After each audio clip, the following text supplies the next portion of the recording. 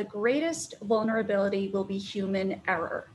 So when there is a data breach, there's a tendency to assume that that is the result of an organization being under attack. But the reality is that hackers are no match for human error. Companies are far more likely to experience the loss or theft of data from the negligent actions of their own employees as opposed to any malevolent outside force. So how does this happen? This can happen in many ways. First, this can happen physically.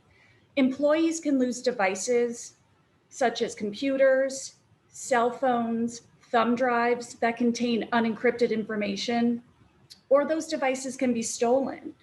Employees can also lose paperwork or not properly dispose of physical records.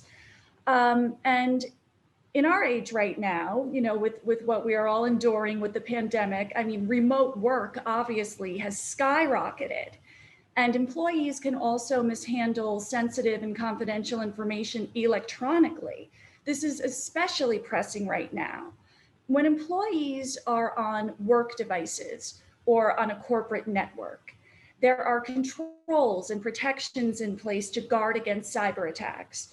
But when they're off the network and using personal devices, such as personal computers, personal phones, to access company data, and when they're doing that, let's say in their homes or on unsecured Wi-Fi, they're completely vulnerable. And it's much easier for cyber criminals to penetrate information under those conditions than when employees are protected by a robust firewall. Additionally, credentials can also be stolen. We live in an increasingly digital age, and it can really be a chore to keep track of all of your usernames and passwords. So there can certainly be a tendency to either write all of those things down and keep them in a physical location, or to just keep using the same ones over and over and over again. If a bad actor gets access to that information, it's a treasure trove for them.